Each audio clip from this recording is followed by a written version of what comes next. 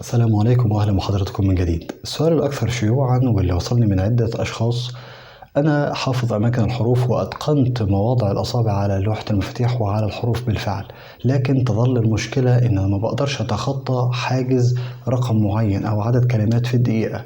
هل هفضل ثابت على المعدل ده ولا هقدر أطور من نفسي؟ كل ده هنعرفه في الفيديو الحالي. ركزوا كويس جدا جدا عشان كل اللي هقوله ده هو اللي هيخليك تحسن من نفسك بشكل عملي.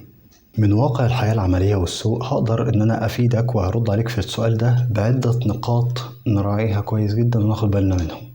إيه هي النقاط؟ أولا، لو في مرحلة الحروف وثبتنا عند مرحلة الحروف وهنيجي مثلا نكتب جملة وليكن من الحب ما قتل، دي جملة على سبيل المثال، هنكتبها ازاي كمحترفين وهنكتبها ازاي كمبتدئين؟ طبعا كلمة مبتدئ دي أنا بصراحة ما بفضلهاش، ولكن انا عايز افرق ما بين المحترف والمبتدئ بس، لكن مش اهانه في حقك ولا حاجه. انت ان شاء الله هتكون كويس وهتنتقل لمرحله احسن بكتير جدا من اقرانك الاخرين.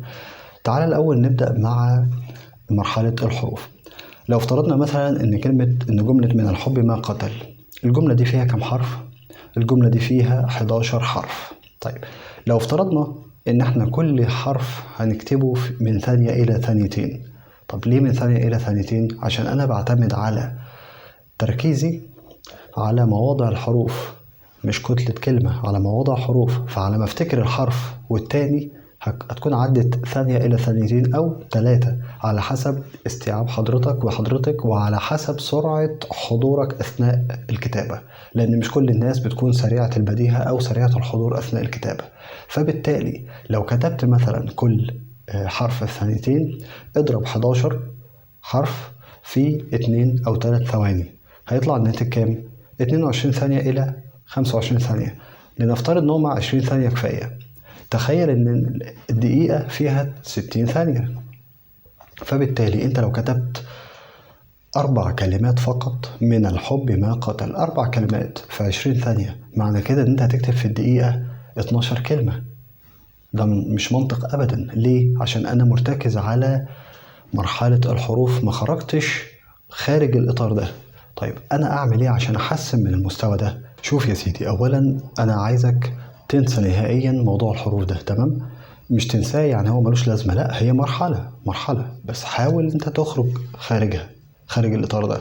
خليك دلوقتي معايا في التجربة العملية دي. في مجرد 4 كلمات أنا برسم لك بس فكرة، تمام؟ وبناء عليها برفع لك فيديوهات فيها مجموعة من الكلمات على هيئة جملة كاملة، بتكتب فيها الجملة دي بطريقة معينة، سواء على شيت الإكسل اللي موجود عندنا، أو إن أنا بوضح لك مثلا بعض الجمل اللي ممكن تكتبها. كل ده بيكون موجود معانا، تمام، على القناة. فبالتالي احنا دلوقتي هنشتغل على تمرين عملي ننشط به الذاكرة. مش هقول لك اقعد قدام الكمبيوتر او اقعد اشتغل على الكيبورد، مش هقول لك اشتغل، فكر فيها واتبع المنهج ده او الاسلوب ده قبل ما تشتغل على الكمبيوتر، قبل ما تقعد اصلا قدام الكمبيوتر. اولا انا عندي جملة من الحب ما قتل، 4 كلمات، تمام؟ مش كلهم هنفكر فيهم، لا، انا عندي حرف الميم والنون دايما ملازمين لبعض. الميم والنون، ركز وركزي، الميم والنون دايما ملازمين لبعض، تمام؟ اللي هم الأصبعين اللي في النص. أنا عندي 5 أصابع، نلغي دول ونلغي ده، هيبقى عندي أصبعين في النص أهو. مش عايز أقول أسماء الأصابع، في ناس بتتلخبط، مفيش مشكلة.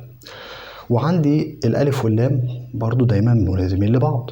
فإذا أنا عندي هنا الميم والنون، خليك فاكر وخليك فاكرة، ميم والنون أهم والألف واللام أهم.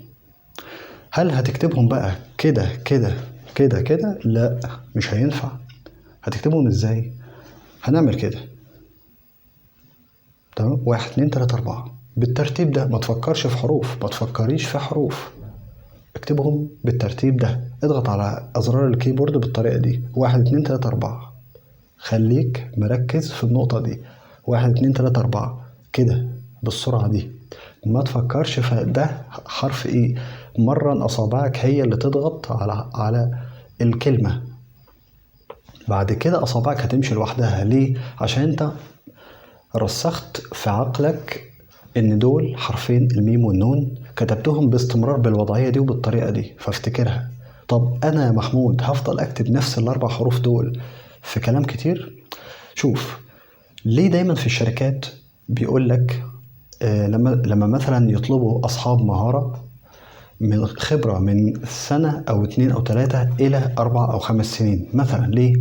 دول مهاريين، فبالتالي عدد السنوات دي هو بيكون قضاهم في كتابة كلمات كتير جدا، يتسع عقله لأكثر من 1000 2000 10000 كلمة. كتب 10000 كلمة وأكتر من كده، كله على حسب الخبرة وعلى حسب التجارب اللي مر بيها. كم كلمة كتبها، كم ملف تعرض له في كتابته، كم شغل استلمه واشتغل فيه، كم مكتب اشتغل فيه واستلم ملفات يكتبها، كم موقع اشتغل عليه واشتغل فيه.